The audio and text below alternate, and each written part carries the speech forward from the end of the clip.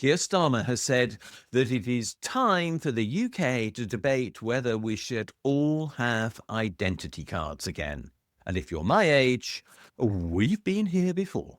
Tony Blair proposed this around 2004 and 5, and the debate went on, and eventually the idea was dropped due to the civil liberties concerns about the whole idea.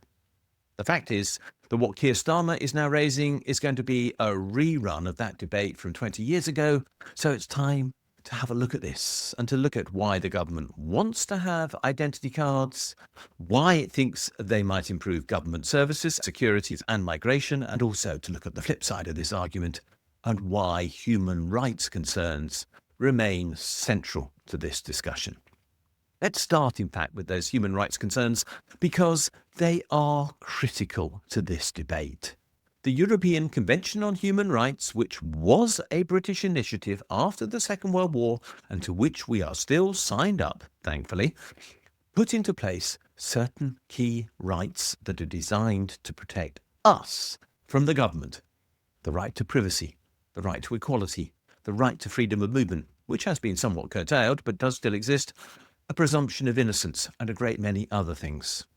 The fact is that the issue of identity cards might directly affect these rights. For example, the government might quite simply know where you are if you have a government-issued ID card and have to use it for access to certain places.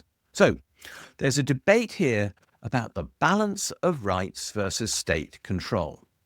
That said, there is a government argument for a state identity card. There can be no doubt that government systems are difficult for many people to access as they stand.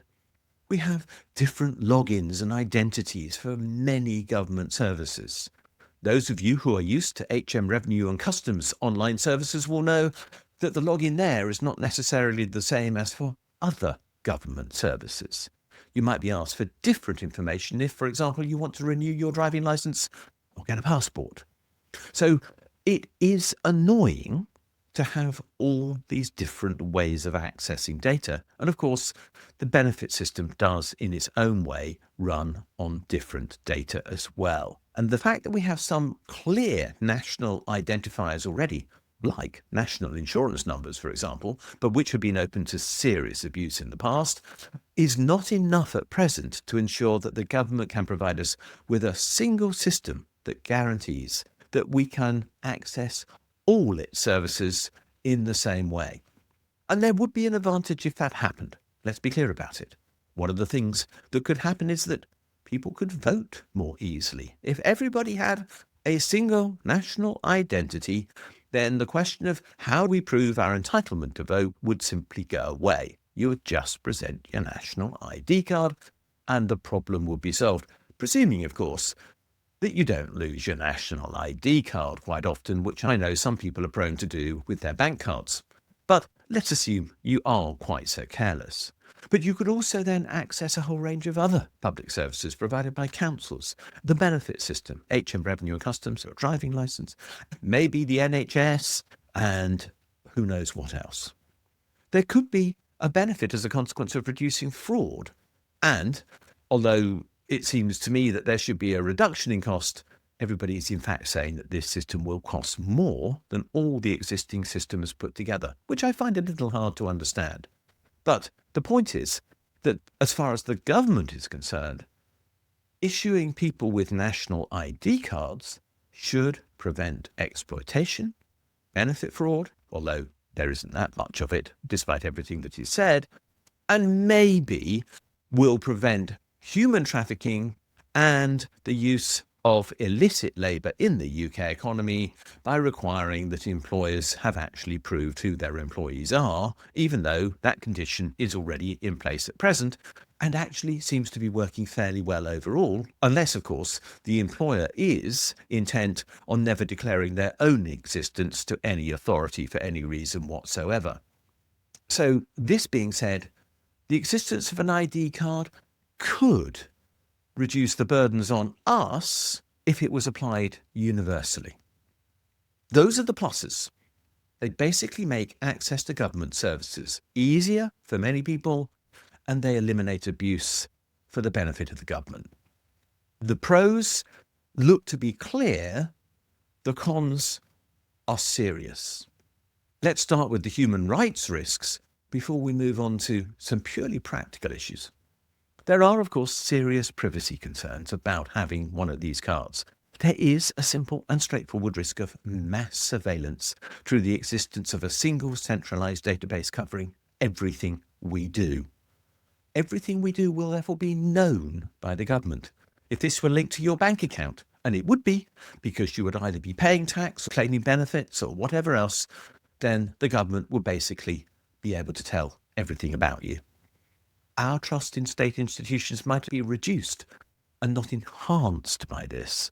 And let's be clear, the potential abuse of personal data, either by the government or by people within it spying on us, or just as likely, by people who attack the system and manage to break it, is very high indeed. Secondly, there is a problem within this whole system of the presumption of suspicion. In other words, citizens will be continually required to prove their legitimacy by being asked to give their identity. The idea that we'll all have to walk around with this card and present it whenever we are challenged by anyone, be it the ticket inspector on the train, or a police officer, or somebody at the GP's who asks us to prove that we have an entitlement to the appointment we just made, or whatever else it might be. It's going to be going on and on and on. We will always wonder whether it is us, the person, that matters, or the card that really counts. And this creates another opportunity for abuse. The fact is that there are disproportionate demands made for ID from minorities already. We know that people from all forms of ethnic minority and people who do not have a white skin colour are subject to systemic abuse within our society. They're much more likely to be stopped by the police. They're much more likely to be challenged with regard to not having an entitlement to some form of service. This whole issue of identity cards could in fact normalise that. And people who are already subject to discrimination could be subject to a great deal more suspicion and a higher order of proof being required all the time of them in a way that will make it apparent that there is active discrimination in our society. And that, to me, is a serious threat to the unity of our country, which is very worrying at a time when so many politicians appear to be trying to exploit that fact for their own advantage. So there is that issue, and then there are other more difficult ones. For example, would it be possible for the government to restrict our freedom of movement? They might say, you are only allowed to live within 10 miles of where you are because there is what used to be called an antisocial behaviour order on you. Or there might be a requirement that a person is required to live within a restricted area of the UK, as once happened to people in Northern Ireland who had movement restrictions placed upon them. All of this is possible. And of course, it's also possible that this restriction on the right to move could be applied to those who want to protest. So once you have taken part in a protest, the government says, we will monitor you and we will check where you're going to be. It would not be hard to link this ID card to your bank card, of course, and that would be sufficient to be able to find out where you were. This in itself is deeply threatening to our right of freedom, our right of movement, our right to be able to say what we wish, and so on. And links to employment checks could also harm labour rights, because our whole history could be shown to our potential employer and potentially put them off if at some point we have made a criminal error. And many people have. Many more than you would imagine, I suspect. I admit I don't think I've got a criminal record, but lots of people have. And that could come out in ways that could be deeply harmful. The fact is, anybody who's already for any reason marginalised in the UK could become very much more marginalised as a consequence of the whole issue of identity cards. And then there is the right of access. How do we ensure that people get these cards? It's estimated that at least 1.7 million elderly people in the UK never use the internet in any way, including on a phone. They might not even have a mobile phone. In fact, the whole idea of the identity card effectively imposes a phone tax on people. They have to have access to the internet to make these things work. That's going to be the whole point of them. And in that case, that is deeply worrying. A, because of cost, and B, because some people just don't want to or can't have access to a phone. How are we going to deal with those people? How are we going to deal with the homeless? How are we going to deal with the very poorest? Are we going to provide a phone as a universal basic service to ensure that they can get access? We don't know answers to these questions, and they worry me enormously. There is a risk of creating a two-tier society. And then we also have the risk of function creep. The idea that IDs might be absolutely tied to voting, policing, immigration, taxation, benefits, healthcare, and so much else means that in practice, we would be totally tied up in bureaucracy all the time. Our human rights would effectively become a data right, and without that data, we would be a nobody. Is that something we really want? I worry about this. In theory, ID cards could help because of the way in which they could ease bureaucracy for the most able, let's be blunt. In practice, they pose a risk to privacy, of freedom, and equality. The UK has traditionally been deeply sceptical of state control. Unlike many European countries, we have resisted this idea of having papers or an ID card or whatever it might be.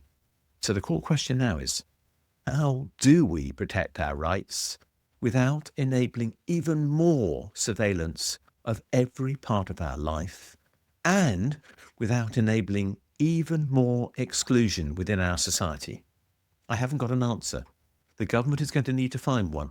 And that is something that is the biggest challenge to them in this whole process, because I'm not sure they're any better prepared for this argument now than Tony Blair was in 2005. What do you think? Do you welcome the idea of an identity card because it might make your life easier? Or are you worried about it because it might help the government to monitor you even more than it already does? Are you worried about exclusion?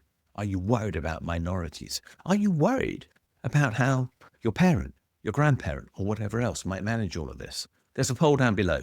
Let us know. I'm keen to see what you think. Thanks for watching this video. If you've enjoyed it, please do click the like and subscribe buttons because they do genuinely help us spread the word on YouTube. As importantly, could you have a look at the section below this video where it says more? And there you'll find a link to my blog. And if you follow that for the specific link to the blog entry related to this video, you'll find a transcript of this video and lots of other related material, plus a ChatGPT prompt that you could use to write a letter to your MP on the contents of this video, which will turn you into a campaigner, which will be a great thing to do. Finally, if you do appreciate the work we're doing, can you think about giving us a donation? If you'd like to do so, there's a link below, or you can find one on my blog where there's a Ko-fi button saying, please buy me a coffee. Thanks a lot, and we'll see you again soon.